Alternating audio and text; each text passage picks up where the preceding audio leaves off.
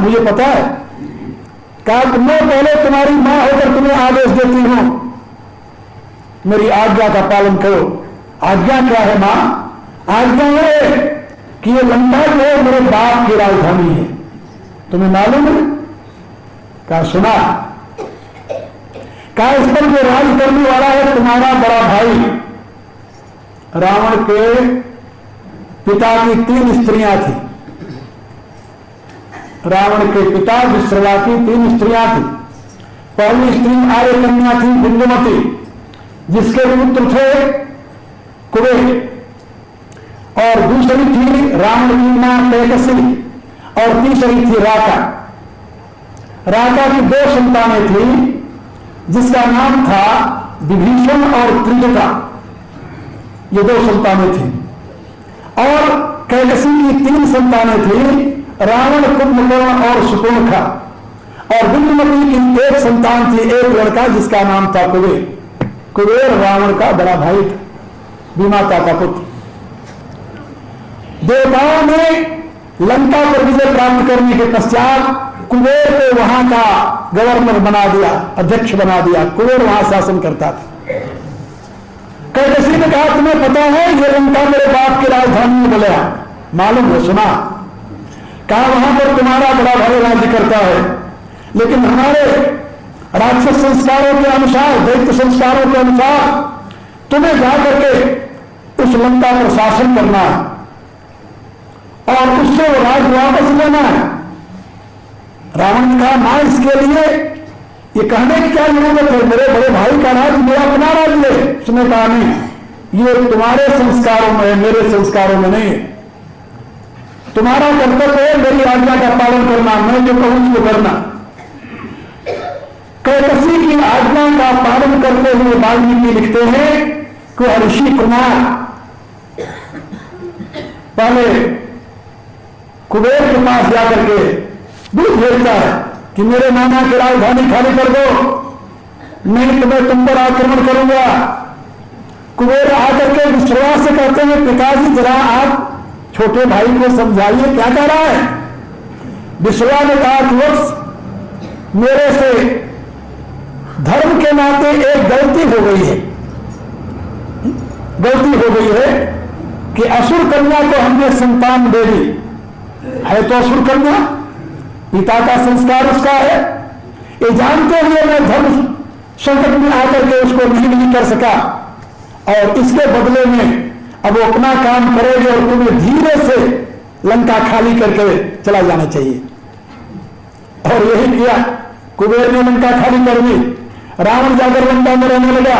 कैकसी ने समझा की बात तो बनी नहीं, वो चाहती थी युद्ध हो, लेकिन युद्ध तो हुआ नहीं।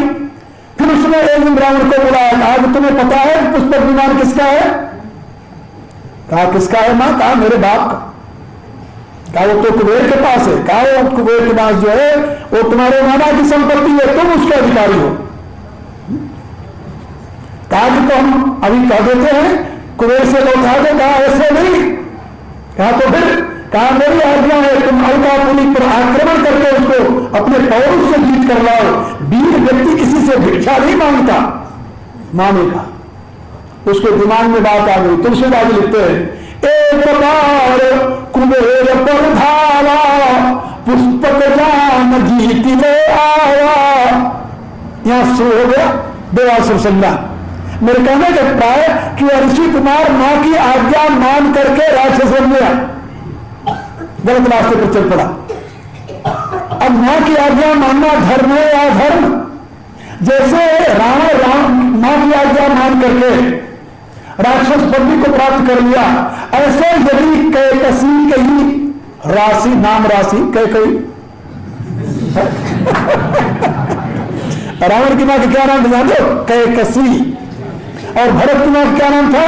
कैकेयी। यदि कैकसी का अनुकरण जैसे रावण ने किया, ऐसे कैकेयी का अनुकरण भरत कर लेते तो क्या होता? दोनों की स्थिति एक थी। राम जैसे कैकेयी के महाराज दशरथ के बड़े रानी के पुत्र हैं, विमाता के पुत्र हैं, ऐसे बिल्कुल ऐसे रावण की विमाता का पुत्र कुबेर है। बिल्कुल ऐसे जैसे रावण की मां ने कुबेर को पीड़ित करने के लिए अपने पुत्र को आदेश दिया और उसने स्वीकार कर लिया, उससे राज छीनकर उसके ऊपर बैठ गया। कैकेयी ने भी यही किया था। कैकेयी ने भी धोखे से अपने पति से बदनाम करके अपने पुत्र के लिए राज्य की प्रतिष्ठा कर ली थी। यदि महात्मा भरत कैकेयी की बात मान जाते तो क्या होता, सोचिए जरा। फिर रामायण होती या रामायण होता है? इसलिए मैं आपको बता रहा था कि धर्म क्या है इसका निर्णय करना बड़ा मुश्किल है। कभी कभी मां की आज्ञा का उल्लंघन करना ही धर्म होता है और कभी मां की आज्ञा का पालन करना धर्म होता है। कभी मां की आज्ञा मनुष्य को नरक में डाल सकती है और कभी मां की आज्ञा मनुष्य को स्वर्ग पहुंचा सकती है, उत्थान की दिशा दे सकती है। लेकिन मां की कौन आज्ञा माननी चाहिए? शास्त्रों में तो कह दिया मात्र देव हो। बाप की कौन सी आज्ञा माननी चाहिए? ये चिंतन का विषय है। यदि आपने अंध होकर के उसका अनुकरण किया तो आप पतित भी हो सकते हैं। हम देखते हैं रामायण में, महाभारत में देखते हैं और धर्मशास्त्र में देखते हैं 6 काम ऐसे हैं जिनको करने वाला आतताई कहा जाता है। उसमें पहला काम है अग्निलो गर्भस्व शस्त्रपाणी धनर्ता, क्षेत्र द्वारा भरता से स्वयं आतताई है। उसमें सबसे पहला काम है घर में आग लगाने वाला अग्निलो, दूसरे के घर में आग लगाने वाला आतताई है। तो हनुमान जी ने सारी लंका फूंक दी, आप उनको क्या कहेंगे? क्या कहेंगे? ये कहेंगे कि वो आतताई है? नहीं, कोई नहीं साहस कर सकता। बल्कि हम स्तुति करते हैं आ गए थे नैवदा लंका नमानुकम प्रांजलिरांजनेय। हम हाथ जोड़कर उनकी स्तुति करते हैं कि आपने लंका को फूंक दिया। क्यों? कारण क्या? इसलिए कि हनुमान का उसमें कोई स्वार्थ नहीं था। हनुमान ने तो केवल अपने स्वामी के कार्य की सिद्धि के लिए जो कुछ किया वो सब उसी के लिए किया। उनका अपना कोई स्वार्थ नहीं है। जो दूसरे के घर को फूंकता है उसका भी घर तो फूंका ही जाता है ना। और जो दूसरे के घर को फूंकता है, किसके घर को फूंकता है? जो निर्बल हो गए हैं। तो दुनिया में एक सबल शक्ति भी है, वह सबल शक्ति उसके बदले में उसका भी घर फूंक करके बताती है। राम क्या करता था?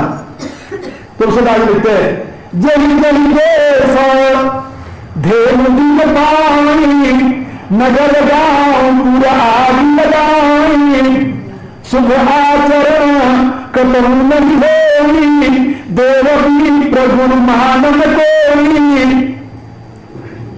आप सोचिए, जो सदियों तक दूसरे के घर में आग लगवाने का ही काम करता रहा और यदि उसका घर न जलता और वैसे प्रसन्नता से विदा हो जाता इस दुनिया से, तो उसको कैसे लगता कि पाप का दंड भी मिलता है? जैसे तो तैसा ही मिलता है। इसलिए तुलसीदास जी कहते हैं कि भगवान के इस काम को पूर्ण करने के लिए हनुमान जी ने निश्चय किया कि इसको भी सबक सिखानी चाहिए। और जब हनुमान जी लंका को फूंक दिए तो तुलसीदास जी क्या लिखते हैं? तुलसीदास जी लिखते हैं कि जब लंका जलने लगी तो रावण घबरा कर देखने लगा, ये क्या हो गया? ये क्या हो गया? साधु अवज्ञा कर फल ऐसा जरई नगर अनाथ कर जैसा। जैसे किसी अनाथ का घर जलता है वैसे रावण की लंका जल रही। इतना नहीं, रावण जब गर्जन करता था तो पृथ्वी कांपती थी। देवताओं की स्त्रियां भयभीत होकर के गर्भपात कर देती थी। बड़ा भयंकर आतंक था रावण का। लेकिन भगवान राम ने प्रतिज्ञा कर ली, मजे की बात सुना रहा हूं आपको। भगवान राम ने प्रतिज्ञा कर ली, निश्चर ही न करूं नहीं भुज उठाई प्रणकीन सकल मुनि के आश्रम जाय जाय सुख दीन। प्रतिज्ञा तो कर ली, लेकिन भगवान राम की अकेली प्रतिज्ञा है कि जो व्यक्ति समर में नहीं आएगा उसको मैं नहीं मारूंगा। समर मुख में हतऊ नकाऊ, जो समर भूमि में नहीं आए उसको मैं मारूंगा नहीं। फिर निश्चय ही कैसे होगा भाई? छोटे छोटे बच्चे तो समर में नहीं आएंगे युद्ध करने, और यदि निशाचरों की औलाद जीवित रही तो आपकी प्रतिज्ञा क्या करेगी? निश्चय ही करो मेरी प्रतिज्ञा है। हनुमान जी ने कहा कि प्रभु का एक काम मैं पूरा करूंगा ये काम मैं पूरा करूंगा। जब लंका को फूंक दिया तुलसीदास लिखते अपने किताबी में कि जब वहां पर छोटे छोटे बच्चे स्त्रियां भगने लगे तो हनुमान जी ने अपनी चारों तरफ से पूंछ घेर ली और सबको इकट्ठा कर लिया और पूंछ में लपेट करके जात धान बाल वृद्ध जब तीन धान है और स्वाहा स्वाहा हा कर कोई हनुमान है, सबको उठाकर जलती हुई आग में डाल दी। कहा उस समय तो निपट गए, बाकी बाद में कहते हैं स्त्री गर्भवती नहीं हुई। क्या हुई? क्या उसका क्या किया? तो हनुमान जी ने जब लंका जला करके वहां से प्रस्थान किया तो तुलसीदास लिखते चलो महाभूमि गरज उधारी, इतनी जोर की गर्जना की कि सारी स्त्रियां जो गर्भवती थी डर के मारे गर्भ श्रवणी सुनी सिचर नारी, सबके गर्भ गिर गए, वो भ्रूण बालक भी समाप्त हो गए। कहा बाद में कोई गर्भवती नहीं हुई क्या? बोले नहीं हुई, लेकिन मंदोदरी कहती है रावण को समझाते हुए कि समझत दूत की करनी श्रवणी रजनिश्चर घरनी। हनुमान जी की करनी याद करते ही राक्षसों की स्त्रियों में जन्म मिल जाता है। कंट्रोल हो गया। मेरे कहने के प्राय आप इसे क्या कहेंगे? भगवान के कार्य की सिद्धि में हनुमान जी प्रत्येक कार्य करने के लिए तत्पर है। वहां धर्म एक है, क्या? राम का, यही धर्म है उनका और कोई धर्म नहीं। जो कुछ करते हैं अपने प्रभु की इच्छा की पूर्ति के लिए करते हैं बस। हमारे प्रभु की प्रतिज्ञा पूरी हो जाए।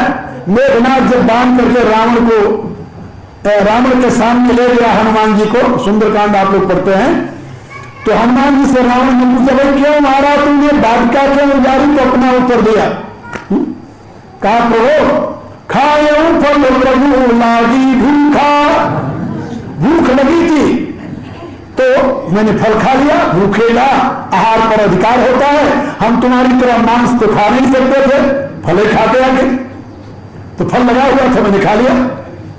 कहा तुमने वृक्ष क्यों तोड़े? कहा कभी स्वभाव तोड़ो रूखा, कहे तो हमारी जाति का स्वभाव है, जब फल खाते हैं तो डाल पकड़ खींच रहे थे, टूट जाती है अपने आप।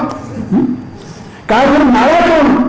कहा जो ही मारा तो ही मैं मारा, जिसने मुझे मारा उसको मैंने मारा। ये तो सेल्फ जो डिफेंस है, ये तो बाई लॉ निश्चित है, तो हमने सेल्फ डिफेंस में मारा। कहा फिर अब बराबरी बात हो गई, बोले ना अभी पति सती नहीं हुई। जो मारा सही में मारा तापर बांधो तनय तुम्हारा, जिसने मुझे मारा उसको मैंने मारा, लेकिन तुम्हारे पुत्र ने मुझे बांध करके एक और पहल की है अपनी तरफ से। काफिर कहा इसका बदला बाकी।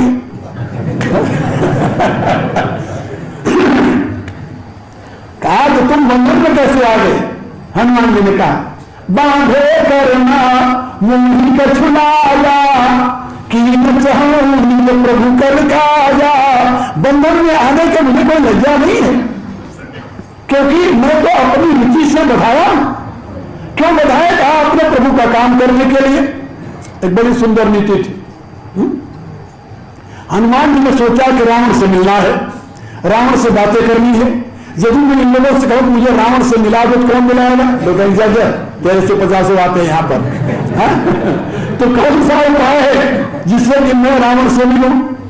तो उन्होंने सोचा कि ये बगीचा जो है रावण का, जहां सीता रहती है, ये प्राणभूत प्यारे मेघनाथ के दुलारे बाग, तुलसीदास लिखते हैं कि ये रावण को बहुत प्रिय था बाग, मेघनाथ से भी अधिक प्यार करता था इस बाग को। हनुमान जी ने सोचा कि इसका जब फल खाने लगूंगा तो अपने आप लोग कहेंगे भाई चलो तुम तो करते थे राजा के यहाँ। जब हनुमान जी गए फल तोड़ तोड़ खाने लगे तो राक्षसों ने देखा, उन्होंने उससे पहले त्रिजटा ने सपना सुना दिया था। तो राक्षसों ने देखा तो उन्होंने सोचा कि कहीं त्रिजटा के सपना वाला बंदर तो नहीं है, यदि वही बंदर है तो कुछ न बोले। हनुमान जी ने देखा कि मैं फल खा रहा हूं और कुछ बोल नहीं रहे हैं। जब खा लिए फल तो एक को बुलाया, रक्षक को, कहा आया क्या भाई तुम यहां किस लिए रहते हो? कहा कि बाग की रक्षा करने के लिए। कहा तो मैं फल खा रहा, तुमने मुझे मना क्यों नहीं किया?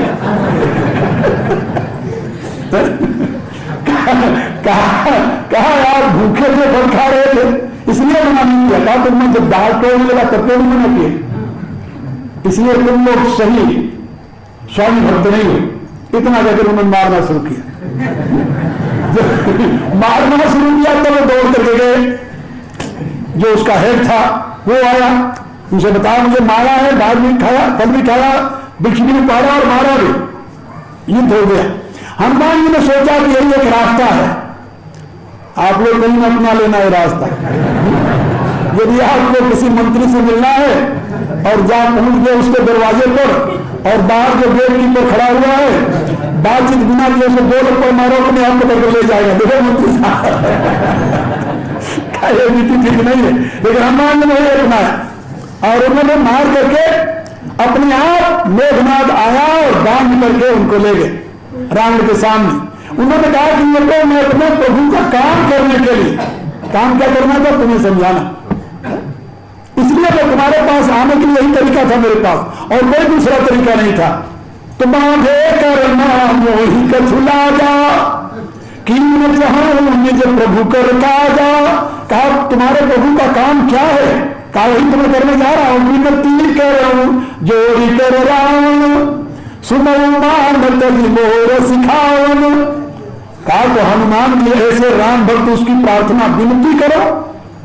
क्या विनती क्या करते हैं? एक दिन मैंने बताया था कि उनका कजन ब्रदर है, बड़ा भाई है, बड़े भाई के सामने विनती नहीं करते और क्या करते? लेकिन उसने कहा जरूर कि मैं अपने इस बांधे का बदला अवश्य लूंगा। और बाजे का बदला जानते किस रूप में लिया? लंका को फूंक। मेरे कहने लग रहा है कि हनुमान ने जो जो काम किए हैं अपने प्रभु के लिए किए, और उनके कार्य को आप देखिए तो आपको लगेगा कि ये तो अधर्म है। यदि हनुमान जी सोचते कि ये अधर्म है, यदि इतने धर्म बिंदु होते, धर्म की यथार्थ मीमांसा हनुमान न जानते होते, तो शायद ही लंका पर विजय प्राप्त होता। इसलिए मैं आप लोगों को बता रहा था कि धर्म क्या है, अधर्म क्या है, इसका निर्णय करना बड़ा मुश्किल है, बहुत मुश्किल है। मर्यादा पुरुषोत्तम भगवान राम के जीवन को देखिए, लक्ष्मण के जीवन को देखिए, भरत के जीवन को देखिए, हनुमान के जीवन को देखिए। तुलसीदास जी लिखते हैं अपनी रामायण में, जानी है शंकर हनुमान लखन भरत राम भगत। इनके जीवन को देख करके आप धर्म अधर्म का निर्णय लीजिए, कहीं आप लकीर के फकीर मत बनिए। यदि आप ये सोचेंगे कि पहले ऐसे होता हुआ इसलिए धर्म है, तो आप धोखा खा सकते हैं। आप रावण की तरह ऋषि कुमार से राक्षस बन सकते हैं। इसलिए बड़ी सावधानी के साथ धर्म का चिंतन कीजिए। रामायण में तुलसीदास जी ने पदे पदे उस विवेक सम्मत धर्म की व्याख्या की और उन्होंने बताया कि धर्म में 2 बातें याद रखिए। आपकी दृष्टि अपने लक्ष्य पर हो, और लक्ष्य को कैसे प्राप्त किया जाए इसके लिए अनेकों मार्ग हो सकते हैं, एक नहीं। लक्ष्य यदि आपका ठीक है तो मार्ग यदि थोड़ी देर के लिए लोगों की दृष्टि में गलत दिखाई दे तब भी वो गलत नहीं होता। बात समझे? ये वैदिक विज्ञान है। लेकिन एक सज्जन मेरे से कहने लगे कि यहीं पर हम डिफर करते हैं गीता से और इस भगवान कृष्ण से। क्या डिफर करते हो भाई? तो एक पुस्तक लिखी है गांधी जी के एक भक्त ने कि गांधी कृष्ण से बड़े थे। गांधी जी जो थे ये भगवान कृष्ण से श्रेष्ठ थे। किस मामले में श्रेष्ठ थे? कहा भगवान कृष्ण लक्ष्मी पूर्ति के लिए नार की महिमा को स्वीकार नहीं करते थे, लेकिन गांधी जी ने कहा कि यदि तुम्हारा लक्ष्य ठीक है तो मार्ग भी ठीक नहीं है तो तुम कभी लक्ष्य तक नहीं पहुंच सकते। और कृष्ण कहते हैं कि तुम्हें अपने लक्ष्य तक पहुंचने के लिए मार्ग जो प्रशस्त हो उसको अपनाओ। मैंने उनसे पूछा, हम कहा गांधी जी मार्ग की पवित्रता स्वीकार करते हैं और भगवान कृष्ण मार्ग की पवित्रता को अस्वीकार करते हैं, तो वेदांत सम्मत सिद्धांत क्या है?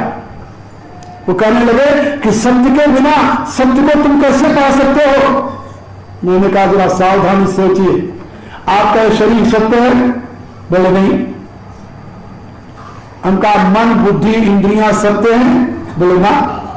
हम कहा फिर इस असत्य शरीर से, अपवित्र शरीर से, नाशवान शरीर से आप अविनाशी परमात्मा को पाने की चाह कैसे रखते हैं?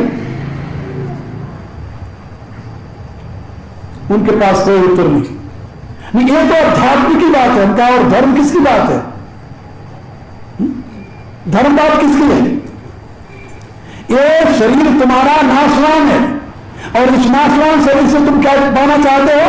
अविनाशी परमात्मा। मीन्स क्या है? सत्य है या असत? सोचो पहले, आपका जो मीन्स है, साधन है, वो सत्य है या असत है? असत है। वो अविनाशी है या नाशवान है? नाशवान है। वो पवित्र है या अपवित्र है? कोई दुनिया के व्यक्ति ये दावा कर सकता है कि मेरा शरीर हमेशा पवित्र रहता है? मलमूत्र मज्जा रुधिर पान तान समान सब अपवित्र है। तापर रुचिर पर्दा लगा यह खेल परम विचित्र है। तुम धोते हो तो पर्दे को धोते हो या अंदर को धोते हो? इस मर के धान्य शरीर से, इस अपवित्र शरीर से, इस नाशवान शरीर से, इस असत शरीर से वेद का निर्देश है तुम सत्य को प्राप्त करो। भला तुम इस संसार में रह करके कौन सा तुम्हारे पास पवित्र साधन है जिससे तुम पवित्र को प्राप्त करोगे? इसलिए भगवान कृष्ण यथार्थवादी है। यथार्थवादी हम देखते हैं हमारे यहां धर्म की यथार्थ व्याख्या की गई है और यह बताया गया लक्ष्य तुम्हारा ठीक हो, लक्ष्य तुम्हारा परमात्मा है यदि तो इस नाशवान शरीर का उपयोग करके तुम परमात्मा को प्राप्त कर सकते हो। ये शास्त्र का निर्देश है। और यदि लक्ष्य तुम्हारा परमात्मा नहीं है, नाशवान पदार्थ है, तो नाशवान शरीर से तुम्हें नाशवान पदार्थ पाया, कौन सी कमाई कर ली? क्या कमाई कर ली है? हाँ, इस नाशवान शरीर से यदि तुम अविनाशी को प्राप्त कर लो तो तुम बुद्धिमान कह जाओगे। यही किसकी मानता है? तो लक्ष्य तुम्हारा यदि ठीक है तो तुम अपने साधन के प्रति किसी प्रकार का दुराग्रह मत रखो। मेरे कहने का प्राय धर्म की यह सीख है, ये धर्म का सिद्धांत है। इसका अभिप्राय नहीं कल से तुम असत का मार्ग अपना लो। इसका अभिप्राय यह है कि दुराग्रह मत रखो उसके प्रति। बात समझे? जिस समय तुम कोई भी कार्य करो, यदि तुम्हारा लक्ष्य उन्नत है, उत्तम है, तो तुमसे कभी अहितकर कार्य हो ही नहीं सकता। क्योंकि अहितकर कार्य होते हैं, अधर्म में कार्य होते हैं स्वार्थ के नाते। जहां स्वार्थ है वही अधर्म है, जहां स्वार्थ नहीं है वहां अधर्म नहीं हो सकता। भगवान कृष्ण की शिक्षा महाभारत में पढ़ो। गीता तो एक ज्ञान का कोश है। गीता का चिंतन करो, उसमें भी तुम्हें यही मिलेगा। वहां पर भगवान ने यही कहा है कि इस नाशवान शरीर का प्रयोग तुम अविनाशी को प्राप्त करने में करो। यष्टात्मरत्यात आत्मतुप्त मानवा आत्मनिर्भर संतुष्ट कार्य में विद्युत। मेरे कहने का अभिप्राय कि धर्म जो है वह विवेकात्मक है, विधियात्मक है, वह निषेधात्मक नहीं है। एक सज्जन आए मेरे पास, कहने लगे महाराज मैं तो अपने रास्ते आता जाता हूं, मैं कभी मांस मदिरा सेवन नहीं करता, मैं किसी को कुछ नहीं कहता, कभी किसी को दुख नहीं देता, फिर भी मैं दुखी रहता हूं। जितनी क्वालिटियां अपनी बताए, मैंने कहा क्षमा करना, भारत में एक पशु है, उसका नाम है गधा। भगवान ने उसको सींग नहीं दी, इसलिए किसी को नहीं मारता। प्योर शाकाहारी है, शुद्ध शाकाहारी है, अपने रास्ते आता है, अपने रास्ते जाता है, उस पर कितना बोझ लाद दो कुछ नहीं बोलता। आप क्या कहेंगे, वो साधु है या धर्मात्मा है? साधुता साधुता का अर्थ यह नहीं होता, क्या समझे? धर्मात्मा का अर्थ नहीं होता। धर्म जो है वो विधियात्मक है, क्रियात्मक है। तुम यदि किसी दूसरे के दुख को दूर करने में सक्रिय नहीं हो तो तुम धर्मात्मा नहीं हो। समय आने पर यदि तुम सत्य का प्रतिपादन नहीं करते तो तुम धर्मात्मा नहीं हो। यदि तुम्हारे में सामर्थ्य रहते हुए भी किसी अपराधी को क्षमा करने की सामर्थ्य नहीं, तुम धर्मात्मा नहीं हो। यदि तुम्हारी बुद्धि पूर्ण सजग और विकसित नहीं है, तुम धर्मात्मा नहीं हो। यदि तुम्हारे जीवन का लक्ष्य महान नहीं है तो तुम धर्मात्मा नहीं हो। मेरे कहने के प्राय धर्म जो है वह विधियात्मक है, निषेधात्मक नहीं। इसलिए रामायण का चिंतन करो, मनन करो, भजन करो और धर्म को यथार्थ रूप में समझकर उसका पालन करो। आजकल हमारे समाज में चारों तरफ एक आवाज उठ रही है धर्मनिरपेक्षता की। उसका अभिप्राय है कि धर्म माने पूजा पाठ। लोग यही समझते हैं धर्म माने पूजा पाठ, और पूजा पाठ की कोई आवश्यकता नहीं है अपने राज्य संचालन में। तुम पूजा करो तब भी ठीक है, न करो तब भी ठीक है। लेकिन धर्म माने पूजा पाठ नहीं है। पूजा पाठ करना धर्म का अंग नहीं है, याद रखो। धर्म के जो सार्वभौम सिद्धांत हैं उसमें पूजा करना और न करना कोई अर्थ नहीं रखता। रामायण में भगवान राम से पूछा गया धर्म क्या है, वो कहते हैं परहित सरिस धर्म नहीं भाई, पर पिया सम नहीं अधमाई, ये निर्णय सकलो पुराण वेद कर, कहता जानी को विदनर। राम की घोषणा है कि परहित के समान कोई धर्म नहीं है। परोपकाराय पुण्याय पापाय कर्तव्य। एक महापुरुष ने लिखा है अष्टादश पुराणाम व्यास से वचनद्वयम्। 18 पुराणों में व्यास ने केवल 2 बातें बताई है, परोपकाराय पुण्याय पापाय कर्तव्य। परोपकार के समान कोई धर्म नहीं है और परपीड़ा के समान कोई पाप नहीं है। इसी बात को तुलसीदास जी भगवान राम के मुख से कहलाते हैं। धर्म है परहित, पर उपकार बचन मन का, संत सहज स्वभाव खगड़ाया। जो धर्म के साकार मूर्ति होते हैं उनको संत कहा जाता है। गीता में उन्हें संत कहा है और उनका नियम होता है परोपकार, मन से, वचन से, कर्म से। परहित में निरत रहना ही धर्म है। भला आप बताइए इस प्रकार के धर्म का व्रत लेने वाला व्यक्ति कभी निकम्मा हो सकता है? इसलिए मैं आप लोगों से निवेदन कर रहा था कि धर्म विधियात्मक है, धर्म क्रियात्मक है, धर्म नकारात्मक और निषेधात्मक नहीं है। आप लोग रामायण के पात्रों के जीवन को देखते हुए उस क्रिया और विधि को अपनाकर धर्म का अनुसरण करें। इसी में आपका कल्याण है। समय हो गया मेरा 1 घंटे का, अब प्रार्थना कर लें। यदि प्रेम प्रभु से चाहता, अभिमान को तजता करे, छोड़ सब और माननित, हरिनाम जप दिन रात रे, संसार के वैभव सभी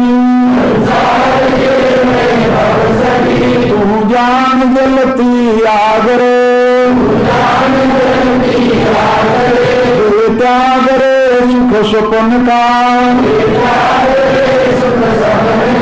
प्रीति निशाय बजागरे नाते सभी तन से किए माँ बाप पुत्र कलत्रये